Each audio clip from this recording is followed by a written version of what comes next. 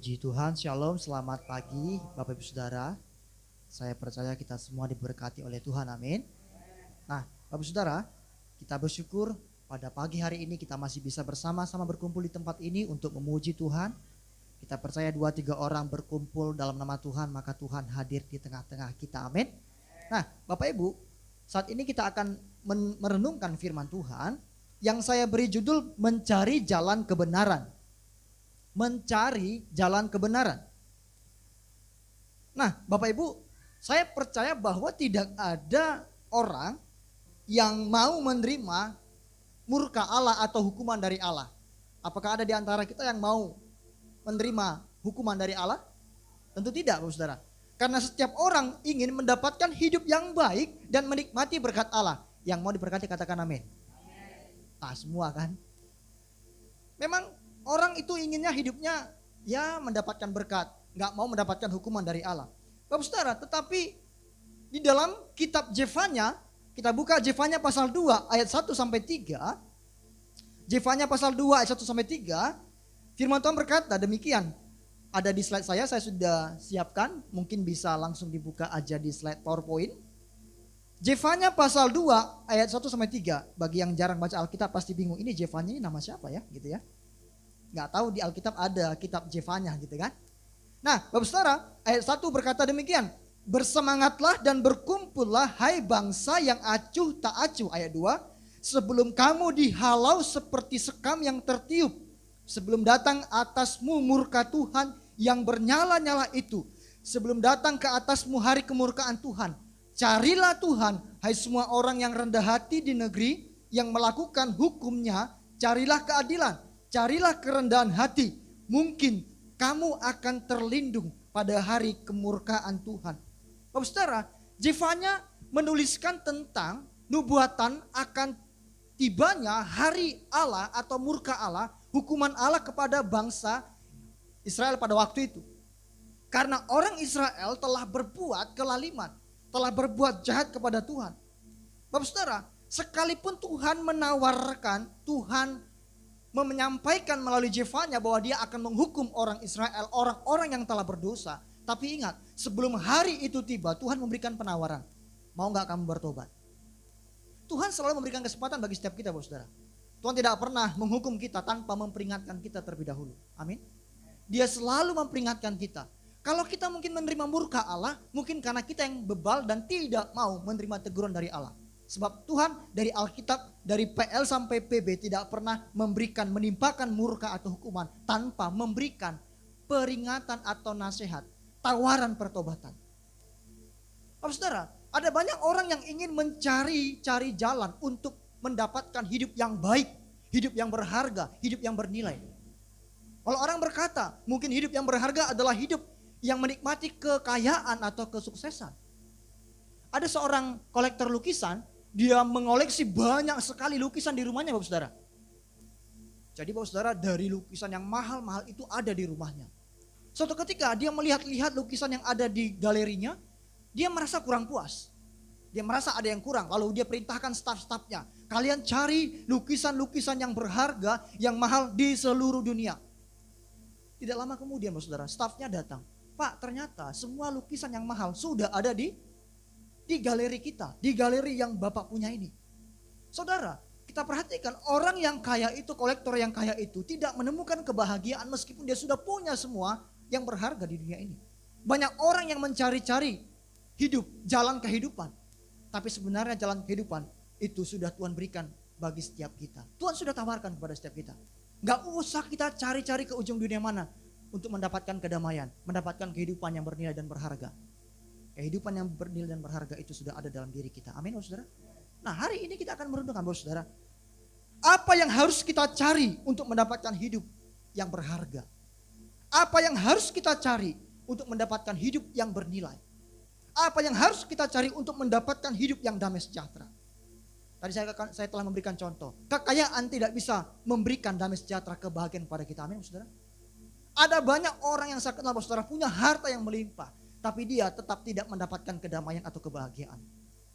Mungkin karena dia membutuhkan relasi, dia membutuhkan teman, dia membutuhkan seseorang yang bisa dijadikan dia sebagai tempat untuk dia mengadu, tempat dia bisa mencurahkan isi hatinya. Tidak ada orang yang bisa membeli kebahagiaan atau kedamaian. Nah, Bapak Saudara, apa yang harus kita cari? Yang pertama, carilah Tuhan, kata Jevanya. Carilah Tuhan. Kita buka ayat 3, carilah Tuhan. Bapak Saudara yang terkasih, kata carilah Tuhan, hai semua orang yang rendah hati di negeri yang melakukan hukumnya. Mencari Tuhan berarti hati kita sungguh-sungguh rindu mengenal dan mengasihi Tuhan. Rindu apa? Mengenal dan bukan hanya tahu tentang Tuhan, tapi mengenal Dia, Bapak Saudara. Bukan hanya mengenal Dia, tapi mengasihi Dia. Ketika kita ingin menjalin hubungan keakraban dengan seseorang, kita tentu tahu dulu dia, lalu kita dekat dengan dia, kita kenal dia, lalu kita bisa mencurahkan hati kita, perasaan kita, kasih sayang kita kepada dia. Kita punya hubungan atau bonding yang kuat, amin. Dengan Tuhan, Bapak Saudara, kita pun harus demikian. Carilah Tuhan itu berbicara tentang bukan hanya kita hadir di gereja, lalu kita mengikuti ibadah, lalu kita pulang, dan minggu depan itu kita ulangi terus setiap minggu. No, itu bukan atau belum dikatakan mencari Tuhan. Mencari Tuhan, Bapak Saudara punya kerinduan dari hati untuk kenal Dia. Dan saudara mengasihi Dia. Kasihilah Tuhan Allahmu dengan segenap hati, dengan segenap akal budi, jiwa, dan kekuatan. Artinya apa? Seluruh eksistensi hidup kita ini, seluruh keberadaan hidup kita ini harus mengasihi siapa? Bukan hanya pikiran kita, bukan hanya mulut kita, Bapak Saudara, tapi semuanya. Komponen hidup kita ini mengasihi Tuhan, kita serahkan kepada Tuhan. Kalau kita berkata sebagai persembahan yang hidup, itulah ibadah kita yang sejati. Nah, Bapak Saudara, Yeremia pasal 29 ayat 3 berkata, apabila kamu mencari aku, apa dikatakan? Kamu akan, apabila kamu menanyakan aku dengan, orang yang mencari Tuhan dengan segenap hati, dia akan menemukan Tuhan, amin. Orang yang tidak mencari Tuhan dengan segenap hati atau mencari Tuhan dengan setengah-setengah, Bapak Saudara, karena paksaan mungkin, percaya saya, tidak akan menemukan Tuhan. Firman Tuhan berkata begini, berbahagialah orang yang suci hatinya karena mereka akan melihat Allah. Alkitab berkata, kalau kita mencari Tuhan dengan segenap hati kita, Bapak Saudara, full heart, itu maka kita akan mendapatkan Dia, kita akan bertemu dengan Dia. Mencari Tuhan, mengasihi Dia, Bapak Saudara. Ada banyak orang percaya di akhir-akhir ini saya temukan, Bapak Saudara. Mungkin mereka sudah menjadi orang percaya, sudah menjadi orang Kristen sekian lama. Tapi mereka belum mencari, memiliki hati yang sungguh mengasihi Tuhan. Bapak Saudara, mengasihi Tuhan itu bukanlah hal yang mudah. Ya atau tidak, Bapak Saudara? Bukan hal yang mudah kan? Namanya kasih itu butuh pengorbanan, ya atau tidak? Sekarang ini kalau kita mengasihi Tuhan, kita hadir di tempat ini, kita korbankan waktu kita kan, Bapak Saudara. Hari Minggu pagi mungkin kita bisa ikut senam joget, ya kan? Atau mungkin ikut acara pasar kaget seperti di apartemen saya. Setiap hari Minggu ada pasar kaget. Istri saya bilang kalau minggu-minggu besok kita nggak ada pelayanan pagi, kita ibadah sore, kita ikut pasar kaget katanya. Ya kan, karena Senin sampai Sabtu sibuk bekerja, Minggu merah. Istri saya tadi bilang gitu. Karena di apartemen saya sejak 2 minggu nih, setiap pagi ada senam joget dan pasar kaget. Mungkin kita punya kerinduan begitu, tapi itu kita korbankan, ya kan? Kesenangan-kesenangan itu kita korbankan untuk datang kepada Tuhan. Makanya Saudara, kalau kita mengasihi seorang itu pasti kita mengorbankan. Ada harga yang harus kita bayar.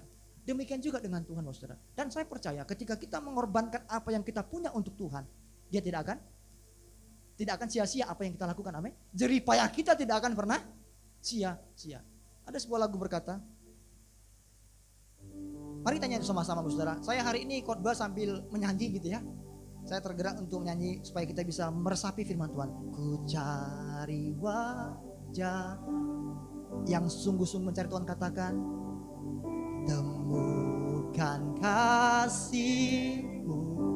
Kau bukan Tuhan yang jauh, Kau bukan Tuhan yang jauh dariku. Ku panggil namamu,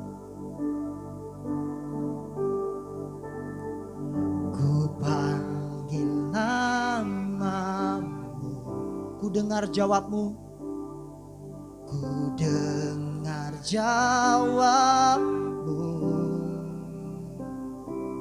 Kau Tuhan yang selalu dengar seruan hatiku, seruan hatiku, katakan, sungguh indah Kau Tuhan.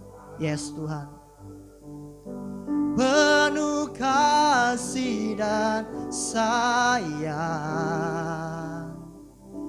Kau tempat perlindungan bagi setiap hati yang terluka, katakan, Engkau sungguh indah Tuhan, sungguh indah Kau Tuhan, menara pelindung. Kau sumber kekuatan, Kau sumber kekuatan bagi setiap orang yang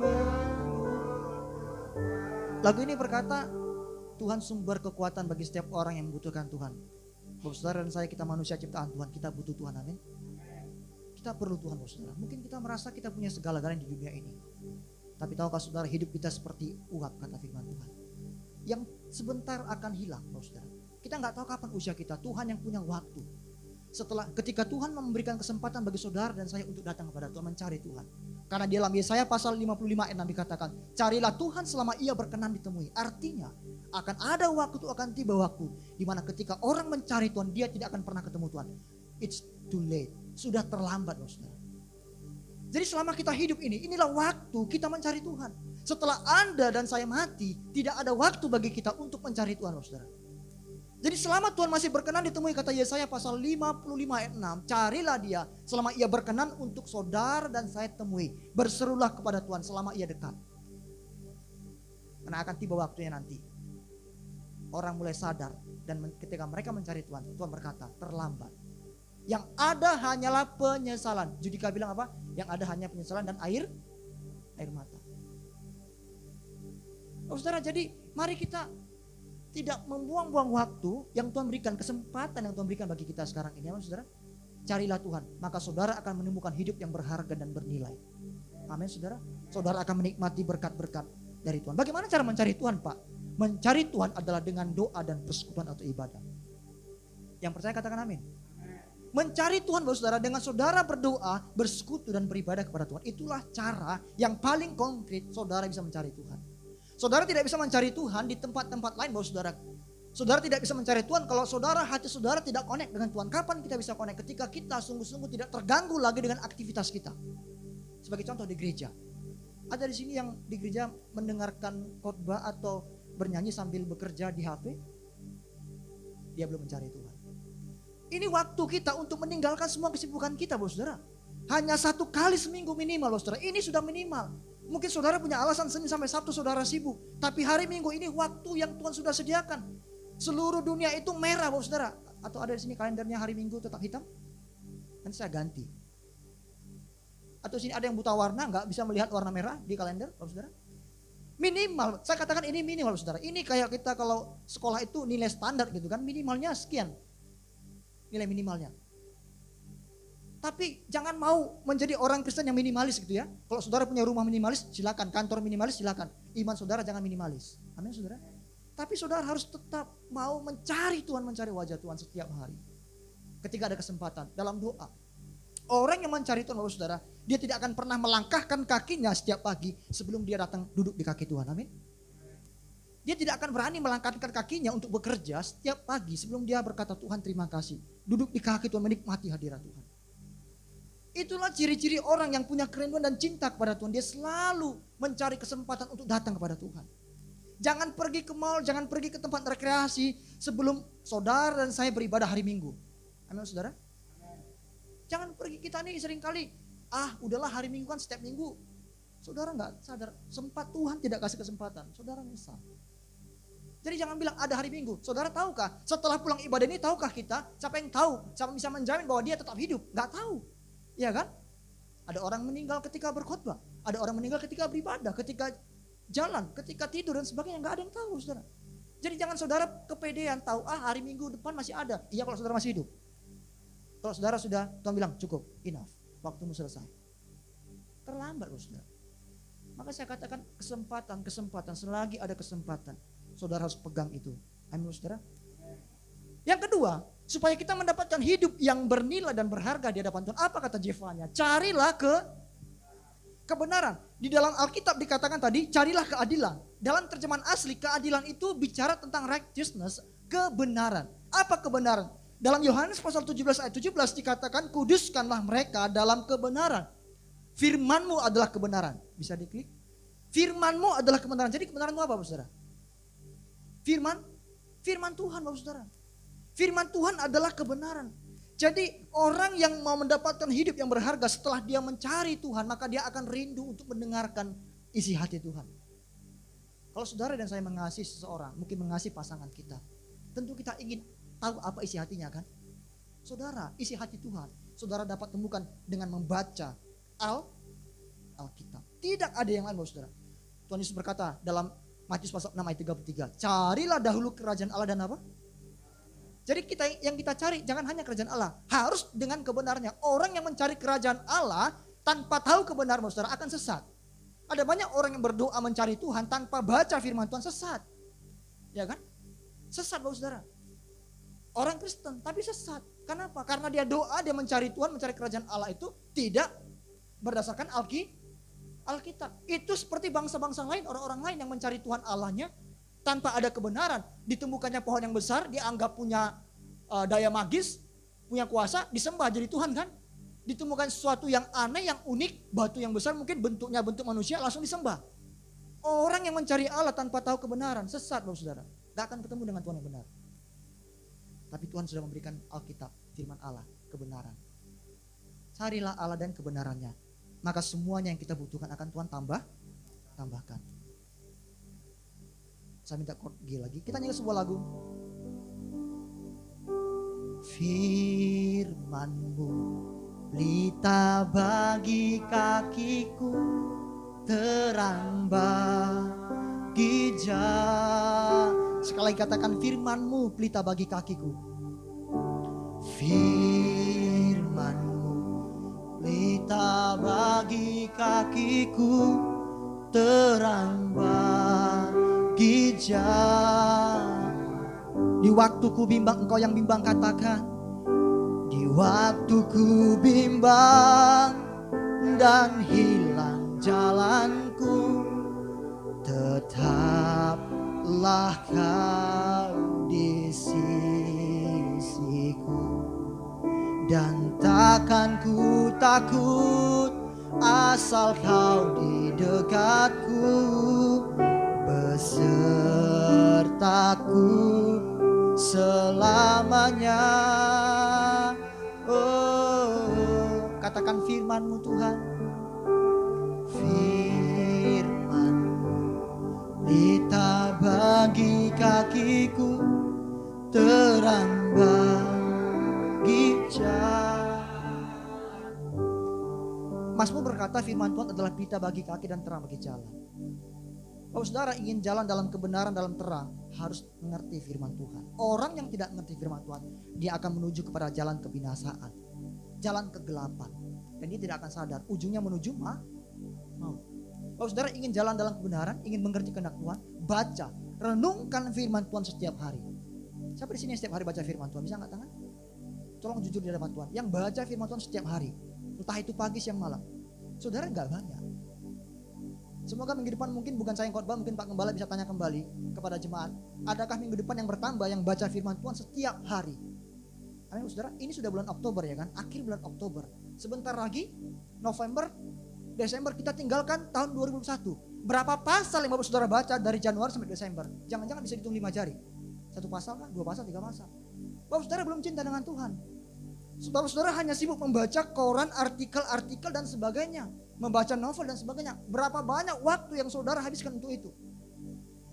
Saya mau saudara di rumah, saya bilang ke istri saya bilang kalau dia banyak membaca atau menonton video-video yang gak ada manfaat, saya marah dengan dia. Tanya dia, saya marah. Gak ada manfaatnya, ada gak manfaatnya? Segala sesuatu yang kita lakukan harus ada manfaatnya. Saya gak melarang dia untuk baca yang lain atau buka video atau stalking orang, gak salah. Artinya jangan sampai itu semuanya menggantikan waktu kita untuk Tuhan, saudara. Saudara membaca apa? Membaca berita. Saya juga baca berita. Semua orang supaya tahu wawasannya kan, supaya tahu apa yang terjadi kan, supaya nggak seperti kata dalam tempurung kan. Orang Kristen kok nggak tahu apa-apa, taunya Alkitab. Ya, kita hidup di dunia, kita harus mengerti situasi kita. Tapi saudara jangan lupakan, Baca dan renungkan firman Tuhan setiap hari Bapak Saudara. Supaya saudara dituntun Tuhan dalam jalan kebenaran. Jalan saudara diterangi oleh firman Tuhan. Bapak Saudara, Amos pasal 5 ayat 24 berkata demikian. Amos pasal 5 ayat 24. Tetapi biarlah keadilan bergulung-gulung seperti air. Perhatikan, keadilan bergulung-gulung seperti air dan kebenaran seperti apa? Sungai yang selalu mengalir. Jadi Amos berkata begini, biarlah kebenaran itu bergulung-gulung seperti air, mengalir seperti sungai. Artinya saudara dan saya harus hanyut dalam aliran firman Tuhan. Hanyut, tenggelam Bapak Saudara. Kita tenggelam, berbicara tentang tenggelam Bapak Saudara. Kalau kita lihat orang tenggelam di sungai itu berarti dia sudah tidak kuasa menahan arus sungai. Dia akan dibawa kemana air itu mengalir, ya atau tidak. Sesuatu yang namanya tenggelam, dia tidak punya daya, tidak punya kuasa untuk menahan lagi, untuk melawan. Dia harus pasrah ikut kemana air membawa dia. Saudara, ketika saudara dan saya hanyut dalam firman Tuhan, firman itu akan membawa saudara, menghanyutkan kita, menenggelamkan kita, membawa kita kepada kebenaran. Hanyut dalam kebenaran. Biarlah kebenaran itu bergulung-gulung seperti air itu, kata Amos. Artinya, biarlah kita berserah, ditenggelamkan dalam kebenaran firman Tuhan. Dan saya percaya Tuhan tidak pernah salah menuntun saudara dan saya. Amin. Dia tidak pernah salah menuntun kita. Nah, yang ketiga, apa yang kita harus kita cari, Bapak Saudara? Yang ketiga, apa kata Jefanya? Carilah kerendahan hati. Carilah kerendahan hati. Saya baca di dalam ayat 3 bagian akhir, carilah kerendahan hati, mungkin kamu akan terlindung pada hari kemurkaan Tuhan. Bapak Saudara, bicara tentang kerendahan hati ini bukan bicara tentang karakter atau sifat seseorang yang rendah hati, bukan. Maknanya lebih dalam Bapak Saudara. Karena apa? Karena kerendahan hati dalam Zefanya pasal 2 ayat 3 ini berbicara tentang orang yang merasa tidak berdaya atau tidak punya apa-apa. Dia hanya memilih untuk bergantung pada Tuhan. Dengan kata lain, dia sadar bahwa dia butuh Tuhan dalam ketaatan. Saya tekankan berkali-kali Bapak Saudara, yang butuh Tuhan itu kita. Kita yang butuh Tuhan. Maukah saudara dan saya mencari kerendahan hati? Artinya hati saudara ini punya kesadaran bahwa kita ini sebenarnya gak bisa hidup tanpa Tuhan. Kita ini harus dekat dengan Tuhan. Kita ini butuh Tuhan, perlu Tuhan, bergantung penuh kepada Tuhan. Bapak Saudara, dalam Matius pasal 5 ayat 3 berkata demikian. Dikatakan demikian, berbahagialah orang yang apa? Miskin di hadapan Allah, karena mereka lah yang empunya kerajaan surga. Dalam bahasa Yunani Bapak Saudara, kata miskin itu penes. Orang bilang ngenes gitu ya. Miskin, dalam bahasa Yunani ada dua arti miskin Bapak Saudara. Yang satu penes, yang satu ptokos. Saya minta maaf, ini bukan penes, harusnya ini ptokos. Jadi arti ptokos itu adalah orang yang tidak punya apa-apa. Miskin, kin, bukan akin. Miskin, miskin Bapak Saudara. Hidupnya hanya bergantung dari pemberian, itu ptokos. Itulah yang Tuhan maksud dengan orang yang miskin di hadapan Allah. Orang yang tidak punya apa-apa, yang hidupnya bergantung pada Tuhan. Beda dengan penes. Penes itu hidup sederhana. Artinya dia masih punya harta, tapi sederhana Bapak Saudara. Nah, di Alkitab dikatakan berbahagialah orang yang ptokos di hadapan Allah. Poor in spirit. Kenapa? Mereka lah yang punya kerajaan surga. Saudara, apakah saudara punya kerendahan hati, miskin di hadapan Allah? Saudara merasa saudara ini tidak punya apa-apa yang harus dibanggakan? Bahwa kita ini perlu Tuhan, hidup kita adalah anugerah Tuhan. Saudara dan saya bisa beribadah pada saat ini, itu pun karena anugerah Tuhan, amin. Bukan karena kehebatan kita Bapak Saudara. Matius 11 ayat 28 berkata demikian, pikulah kuk yang kupasang dan belajarlah padaku, karena aku lemah lembut dan rendah hati. Tuhan Yesus adalah pribadi yang lemah lembut dan rendah hati. Dia menjadi teladan kita. Tuhan rendah hati, lemah lembut. Kita harus memiliki kerendahan hati di hadapan Tuhan. Kita menyadari bahwa kita ini tidak punya apa-apa. Kita perlu Tuhan. Bapak Saudara, ada sebuah tokoh, bukan sebuah ya. Kalau tokoh itu seorang berarti ya, sorry. Ada seorang tokoh Bapak Saudara dalam sejarah gereja yang bernama Samuel Rutherford. Dia seorang yang saleh Bapak Saudara. Orang tuh memuji-muji kesalahan dia. Wah, luar biasa Pak Samuel. Bahkan Samuel Rutherford salah seorang dari kelompok orang yang membuat pengakuan iman Westminster. Aku percaya akan Allah Bapa, akan Putra dan sebagainya. Pengakuan iman Bapak Saudara. Itu salah seorang pembuatnya itu Samuel Rutherford. Suatu ketika istrinya sakit parah. Tapi karena dia cinta kepada Tuhan Bapak Saudara, dia menuliskan surat kepada orang-orang. Walaupun istrinya sakit parah, dia punya masalah, mengalami penderitaan. dia tetap mengatakan, I love you Jesus. I love you. Dia cinta Tuhan loh saudara. Bahkan dia menuliskan surat kepada temannya bernama David Dixon. Dia berkata, I am a chief of sinners. Aku ini kepalanya pendosa. Padahal dia orang percaya, hamba Tuhan, orang saleh saudara. Tapi dia tetap merasa, aku ini gak ada apa-apanya. Aku ini tetap orang berdosa di hadapan Tuhan. Amin saudara. Inilah poor in spirit. Orang yang tidak punya apa-apa. Dia gak ada yang bisa dibanggakan. Karena keselamatan saudara dan saya itu pun karena anugerah Tuhan, bukan karena perbuatan kita. Alkitab berkata, jangan ada satu orang pun yang memegahkan diri saudara. Apakah saudara mau seperti Samuel? Meskipun dia orang yang saleh, diakui orang yang memang sungguh-sungguh rohani gitu saudara. Seolah-olah hidupnya tanpa dosa, tapi dia berkata, I am a chief of sinner. Bukan hanya aku hanya pendosa, bukan hanya itu yang dikatakan, tapi aku, kepalanya, gengnya, ketuanya pendosa. Bayangkan.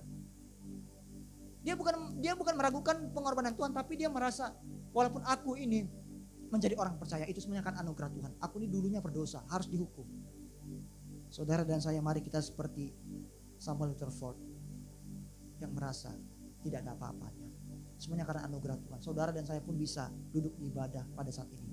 Itu karena anugerah Tuhan. Andalkanlah Tuhan dalam segala laku kita, aktivitas kita setiap hari.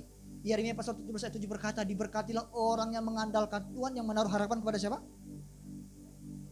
Jadi orang yang punya kerendahan hati, yang tadi sadar hidupnya tidak punya apa-apa, perlu Tuhan, dia akan bergantung penuh, totally, sepenuhnya kepada Tuhan. Bukan setengah-setengah saudara. Jadi bukan gantung setengah-setengah. Sepenuhnya dia serahkan kepada Tuhan hidupnya. Apapun yang dia rencanakan, pekerjaan, studi, masa depan, dia sudah rencanakan susun dengan baik, dia sudah manage dengan baik. Tapi dia berkata, Tuhan biar kehendakmu yang jadi. Amin saudara. Saudara dan saya bisa menyusun rencana atau strategi dan agenda-agenda apapun itu. Tapi ingat, hanya Tuhan yang menentukan. Jadi jangan sombong, jangan melupakan Tuhan dalam segala perencanaan, kata Yakobus. Andalkan Tuhan loh saudara. Mungkin kita sudah punya, kita ini kuliah doktor atau magister atau doktor, mungkin manajemen kita sudah, aduh aku bisa atur keuanganku, aku bisa atur semuanya, ya kan, cash flowku dan sebagainya. Aku bisa atur masa depanku, aku ngerti kok tahun sekian nanti aku ini, anakku ini, anakku ini. Oh saudara lupa Tuhan. Dengan sekejap Tuhan bisa hapuskan itu saudara. Gak ada orang yang boleh sombong. Makanya Paulus berkata, hei engkau yang punya rencana ke kota Anu, akan tinggal sekian lama, akan berbuat ini dan itu. Jangan lupa melibatkan Tuhan. Oh saudara, jadi orang yang punya kerendahan hati, setelah dia mencari Tuhan, dia rindu kebenaran, membaca firman Tuhan. Dan dalam setiap hari hidupnya, dia akan bergantung, berserah kepada Tuhan total. Apapun yang dilakukan, dia tetap serahkan kepada Tuhan. Jangan sombong sebab Tuhanlah pemilik hidup kita. Saya minta chord C. Berserah kepada Yesus, tubuh, roh dan langsung refnya, aku berserah.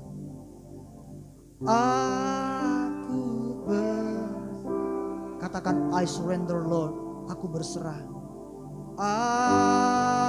Aku berserah pada Yesus. Pada Yesus, Juru Selamat. Katakan, aku berserah padamu Tuhan. Aku berserah, kami berserah. Aku berserah pada Yesus. Pada Yesus, Juru Selamat.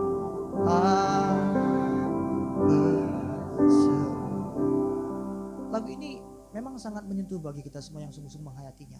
Maukah kita berserah kepada Yesus dengan sepenuh hati kita? Berserah kepada Yesus dalam segala hal yang kita lakukan kepada Tuhan. Itulah bukti saudara menjadi orang yang rendah hati di hadapan Tuhan, miskin di hadapan Allah. Yohanes pasal 15 berkata, di luar Tuhan kita tidak bisa berbuat apa-apa. Artinya apa? Tidak bisa berbuat apa-apa yang menyenangkan hati Tuhan. Mungkin tetap bisa bekerja mencari uang, bisa. Orang tidak kenal Tuhan bisa mencari uang, ya kan? Di luar sana banyak orang yang tidak kenal Tuhan, dia bisa mencari uang banyak daripada kita. Berbicara tentang tidak bisa berbuat apa-apa bukan itu. Tapi tidak bisa berbuat apa-apa di luar Tuhan artinya tidak ada seorang pun yang bisa berbuat yang benar, layak di hadapan Tuhan ketika dia hidup di luar Tuhan. Meskipun dia punya segala sesuatunya. Dan bagi Tuhan itu tidak ada apa-apanya. Nah, saudara terkasih, mari. Jadi kata carilah Allah atau Tuhan, carilah kebenaran, carilah kerendahan hati itu perintah yang harus saudara dan saya lakukan. Aktif melakukannya, amin saudara. Orang Kristen bukan pasif menunggu seperti ini, bukan saudara. Tapi aktif. Tuhan sudah menawarkan dirinya kepada kita. Maukah saudara dan saya untuk melangkahkan kaki mencari dia. Mencari kebenaran, mencari kerendahan hati. Ketika kita berkomitmen untuk mencari ketiga hal ini saudara. Saya percaya hidup saudara dan saya ini menjadi hidup yang bernilai, berharga di mata Tuhan. Saudara mau memiliki hidup yang berharga di hadapan Tuhan? Carilah Tuhan, carilah kebenaran, carilah kerendahan hati. Amin. Tuhan memberkati kita semuanya. Mari kita tundukkan kepala kita, kita renungkan firman Tuhan, kita bangkit berdiri bersama-sama. Terima kasih Tuhan. Terima kasih Yesus, terima kasih Tuhan. Kami sungguh ditegur oleh firman Tuhan pada hari ini Tuhan. Seringkali kami ingin menikmati, mencari hidup yang bahagia. Tapi kami tidak tahu bahwa hidup yang bahagia belum tentu sesuai dengan kehendak Tuhan. Kami mau menjadi orang-orang yang memiliki hidup yang berharga, bernilai di hadapan Tuhan, bukan di hadapan dunia. Sebab dunia ini membawa kami kepada kebinasaan Tuhan. Ampuni setiap kami Tuhan, luruskan jalan-jalan kami. Hari ini kami berkomitmen untuk mencari Tuhan, mencari kebenaran-Mu, mencari kerendahan hati, menjadi miskin di hadapan Allah, berserah kepada Engkau. Terima kasih Tuhan, meteraikan firman Tuhan. Terima kasih Yesus, terima kasih Tuhan. Haleluya. Terima kasih Yesus. Katakan aku berserah.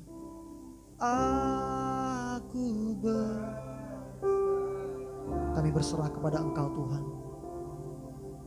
Aku berserah pada Yesus. Pada Yesus Juru Selamat. Yang mau berserah mari angkat tangan, katakan aku berserah. Ini komitmen kami Tuhan. Aku berserah,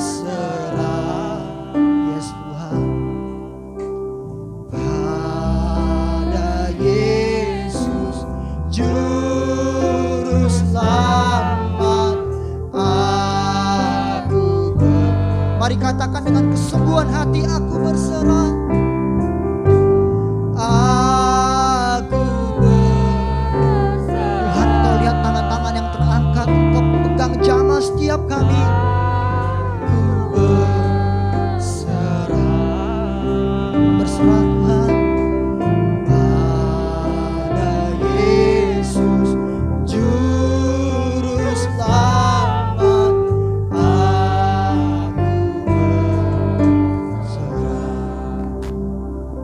Telah selesai berbicara Tuhan, Engkau yang berbicara di hati kami masing-masing. Koreksi setiap kami, bentuk setiap kami seturut dengan kehendak Tuhan. Kami mau hidup sesuai dengan rencana Tuhan. Tuhan menciptakan kami untuk maksud yang mulia. Tuhan, jangan biarkan kami jauh. Ketika kami jauh Tuhan, pegang tangan kami, tangkap kami kembali Tuhan. Sadarkan kami Tuhan bahwa kami perlu Engkau dalam hidup kami. Kami mau berkomitmen kepada Tuhan, memperbarui kerinduan kami kepada Tuhan hari ini. Untuk kami mengutamakan Tuhan di atas segala-galanya. Mencari, mendahulukan perkara-perkara kekal. Dan kami percaya, maka apa yang kami butuhkan, apa yang kami lakukan, Tuhan membuat berhasil untuk kemuliaan nama Tuhan. Tuhan, kami tidak mau takut, tidak mau khawatir akan apa yang kami perlukan, apa yang kami butuhkan. Tentang pekerjaan kami, tentang masa depan kami. Sebab kami punya Tuhan yang hidup. Tuhan yang telah menyediakan rancangan yang penuh dengan kebaikan dan sejahtera bagi setiap kami yang percaya kepada Engkau. Tuhan, biar kami hanya mau percaya, berserah kepada Engkau. Terima kasih Tuhan menerangkan firman Tuhan. Kami pulang dari tempat ini, kami menjadi pelaku kebenaran firman Tuhan. Terima kasih Tuhan. Bapak saudara yang siap menjadi pelaku firman Tuhan, mari sama-sama kita katakan, Amin. Kita berikan tepuk tangan saudara bagi Tuhan. Silakan untuk kembali. Tuhan memberkati kita semua.